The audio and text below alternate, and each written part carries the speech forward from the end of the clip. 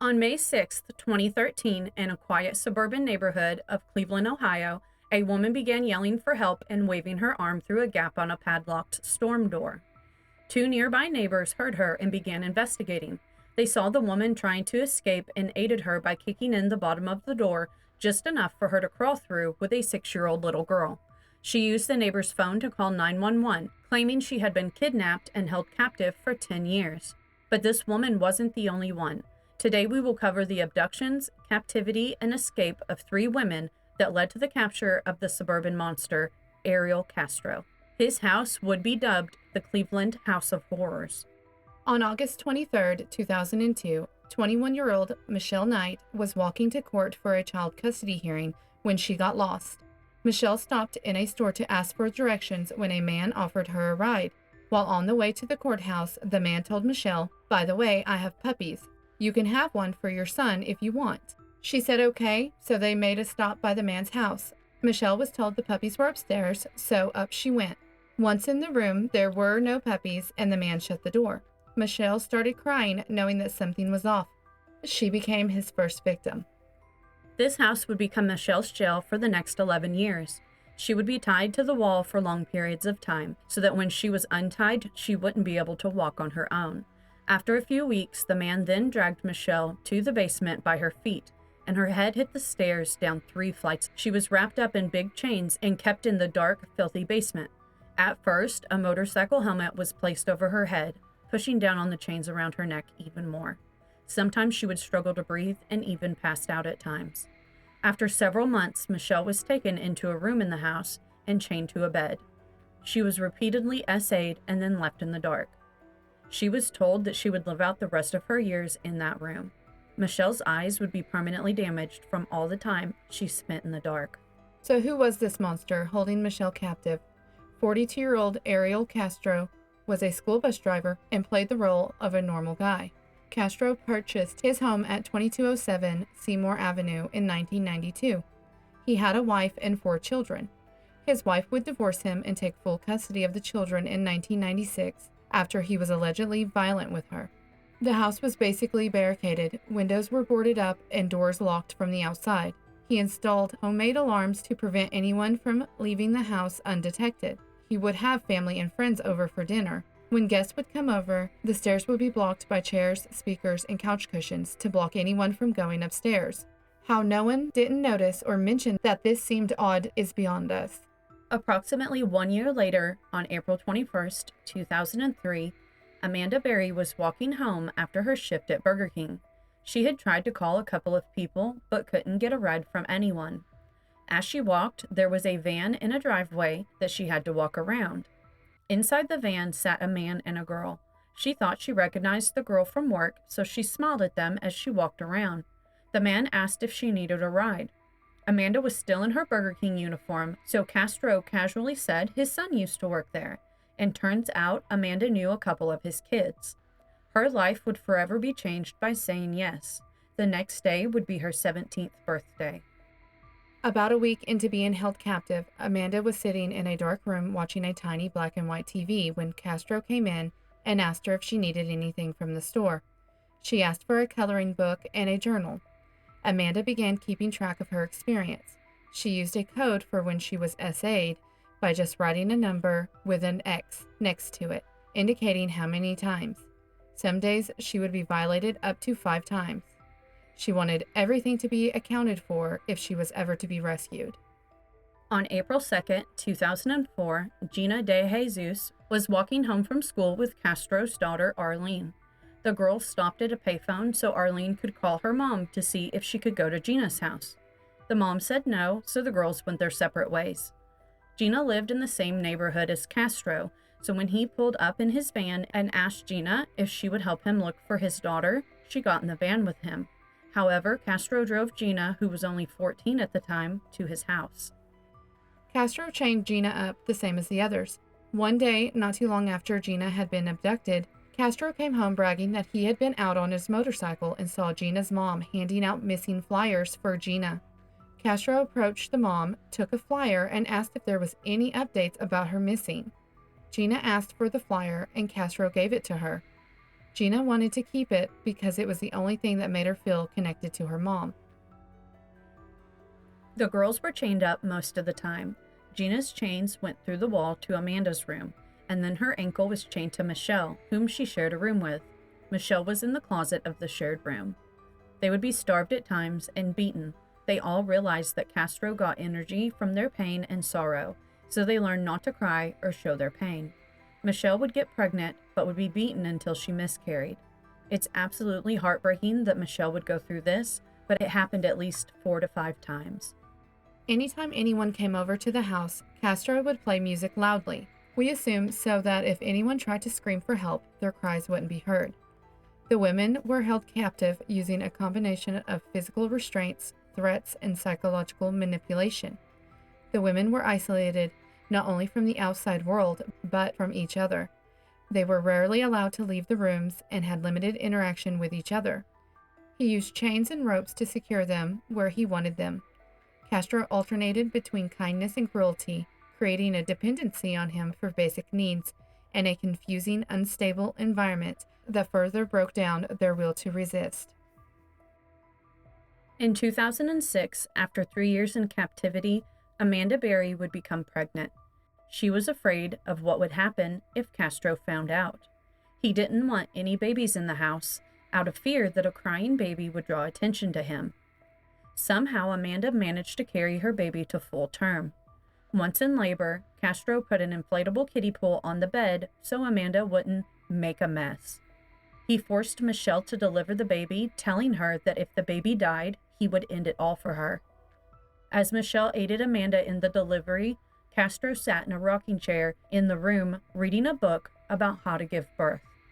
Amanda gave birth to a baby girl and named her Jocelyn. After the birth of Jocelyn, the women would be given a tiny bit of freedom within the house, but they would be continuously tested. They would be let off of their chains, and at times Castro would pretend to leave only to be testing them. All exits would be secured with locks, but he hid in waiting to see if they tried to leave. If one of them did make it to the door, they would be beaten. Eventually, it seemed that they had stopped trying to escape at all. Jocelyn would pretty much have free reign of the house. Her mother, Amanda, said that Castro wanted Jocelyn to have somewhat of a normal childhood, even though she wasn't allowed to leave the house either. What normal childhood could she possibly have growing up with 3 women chained up in the house? But this is what ultimately led to everyone's escape. On the day of May 6, 2013, Jocelyn came running up the stairs to tell her mom she couldn't find her dad. Amanda told her to go look in the garage. Jocelyn came back saying Dad's car is gone. He's not home. Castro forgot to chain up Amanda, and she saw this as her opportunity. She was hesitant because of all the times they had been tested in the past. Amanda ran to the front door anyway. The front door was unlocked, but the storm door was not. This door was secured with a padlock that needed a key. There was just enough room to push the door out and reach your arm out to grab the mail from the box on the house. Amanda pushed the door forward and began screaming for help. She was waving around her arm from the small opening. Because of her bravery and resilience, this is what drew attention from the neighbors, Charles Ramsey and Angel Cordero, who aided in her escape. Cleveland 911. You need Please help me. I'm Amanda Berry. you need police, fire, or ambulance. I'm the police. Okay, and what's going on there? I've been kidnapped and I've been missing for 10 years, and I'm here. I'm free now. Okay, and what's your address? 2207 Seymour Avenue. Ken. Huh? Looks like you're calling me from 2210. I can't hear you. It looks like you were calling me from 2210 Seymour. Yeah, I'm across the street. I'm using this phone. Okay, stay there with those neighbors. Talk to the police when they get there. Okay. Who's the guy who went out? His name is Ariel Castro. All right, how old is he? He's like 52. All right. Police arrived shortly after the 911 call to rescue all the prisoners from this house of horrors. The women and the girl were taken to the hospital to receive medical care. They were all very thin and showed signs that basic needs were withheld from them. Castro was later arrested that same day. Castro was charged with multiple counts of kidnapping, SA, and aggravated murder for forcing miscarriages. At first, Castro tried to say that the women were there willingly. Then he tried to give excuses for his behavior, claiming that he had been SA'd as a child by a relative, although no proof could be found to substantiate this. Castro claimed that he was addicted to viewing explicit material that made him act out the imagery, claiming it contributed to his behavior. He tried to argue that he wasn't a monster, but rather a person suffering from a sickness. He apparently had behavioral issues growing up and exhibited controlling and possessive behaviors in relationships as he got older. While these factors may provide some context for Castro's later actions, they do not excuse or fully explain his criminal behavior. Castro's actions have been widely analyzed. There are suggestions of significant psychological and emotional dysfunction. However, he was never formally diagnosed with any specific mental health disorder or anything else that could attribute to his criminal behavior. His exact motives remain unknown, but they appear to involve elements of control, power, and perhaps deep-seated psychological issues. Castro underwent a competency evaluation to ensure he was fit to stand trial. He was found competent and could participate in his defense. This also indicates that despite any underlying issues, he was aware of his actions and the consequences. Rather than going through a lengthy trial and to avoid the death penalty, on July 26, 2013, Castro pled guilty to 937 charges. He was sentenced to life in prison plus 1,000 years. As part of the plea deal, Castro gave up rights to his house. It would be demolished on August 7, 2013. We would like to think it gave the women some sort of closure to the nightmarish hell they endured while being held captive there. Only about a month into his sentence, Ariel Castro was found dead in his jail cell. He appeared to have hung himself with his bed sheets. The three women have each worked to rebuild their lives after their harrowing ordeal. Michelle Knight legally changed her name to Lily Rose Lee and had written a memoir titled Finding Me, A Decade of Darkness, A Life Reclaimed. She has focused on healing and advocacy work, including supporting victims of abuse. She also married and has expressed a desire to help others through motivational speaking and community involvement. Amanda Berry has focused on raising her daughter and has become a public advocate for missing persons. She has co-authored a book titled Hope, a memoir of survival in Cleveland, with Gina De Jesus. Amanda also began working as a television host for a segment on missing persons for a Cleveland news station. Gina De Jesus has become an advocate for missing persons. She co-authored the memoir with Amanda and has been involved in community outreach and support for families of missing persons. Gina founded the Cleveland Family Center of Missing Children and Adults to provide support and resources for families dealing with similar situations. All three women have shown remarkable strength, resilience, and have dedicated themselves to helping others by raising awareness about kidnapping and abuse. So what do we think? One of our subscribers had actually reached out and requested this story. I remember hearing about it, but it'd been quite a while back, so I didn't remember all the details. Just going through what the women had been through while they were there. I mean, some of them were girls when they were taken, Yes. teens. Michelle was there for 11 years. Amanda was there for 10 years. Gina was there about 9 years. The fact that they survived is absolutely amazing. It really is. It's just heartbreaking, especially for the two. Didn't they know him?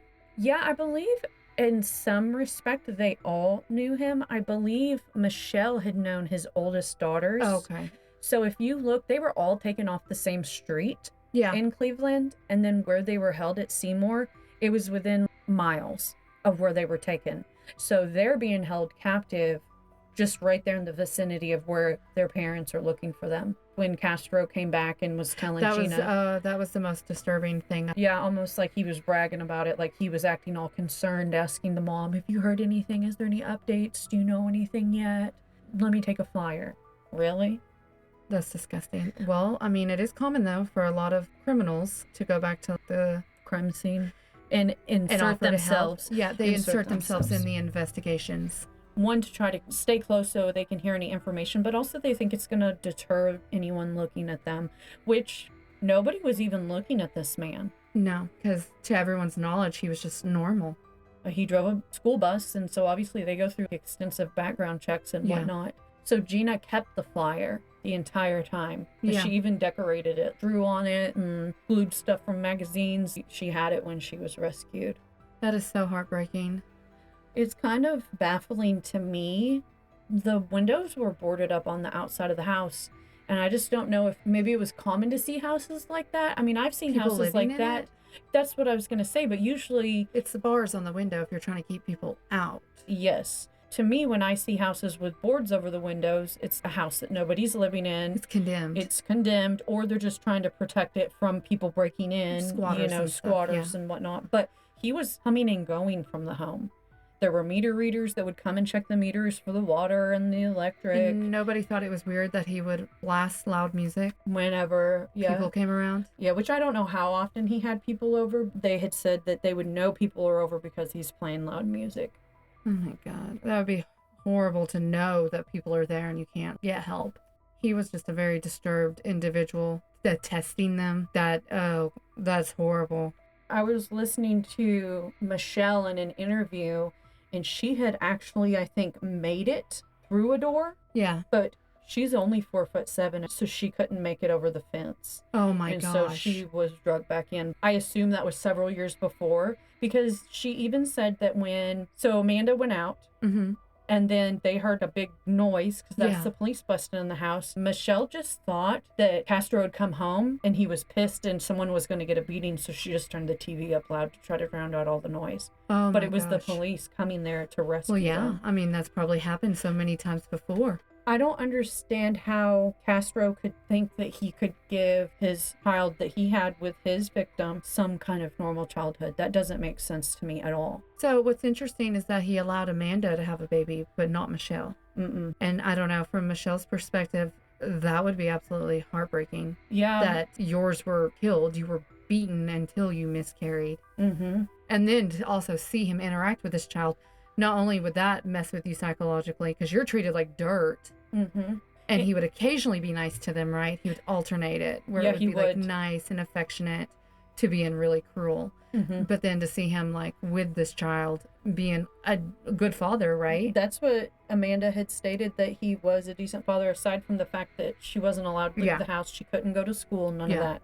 In one of the interviews that I was watching with Michelle, she did say that she knew that he despised her the most or liked her the least, whatever, but she refused to call him by his name. She would just call him dude, and it infuriated him. Mm-hmm. And so she said that she knew that he was trying to break her, but then she goes on to say, you can't break someone that's already been broken.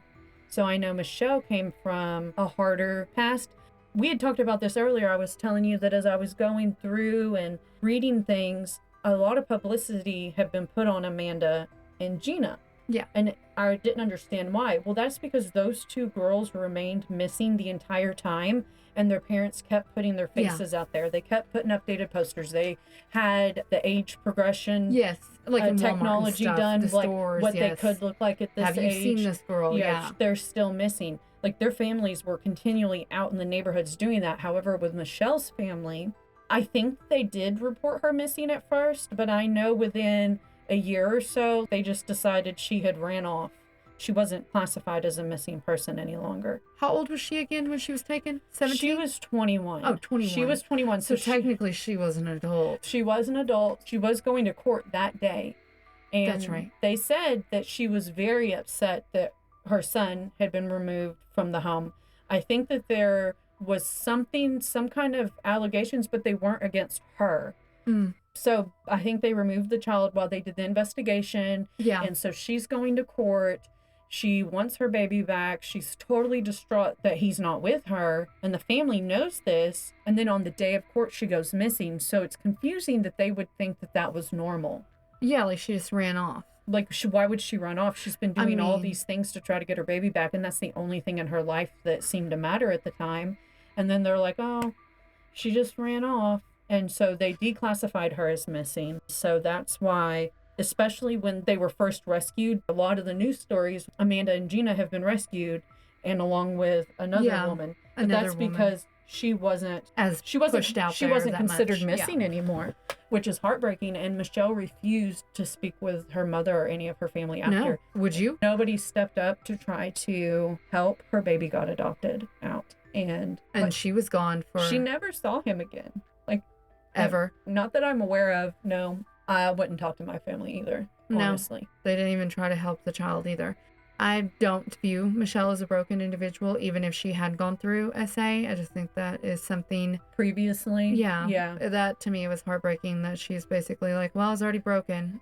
So you can't break me. I know, No, absolutely. I think it just means that you're a stronger individual and very resilient. Yeah, they were all very strong. Yes, and brave.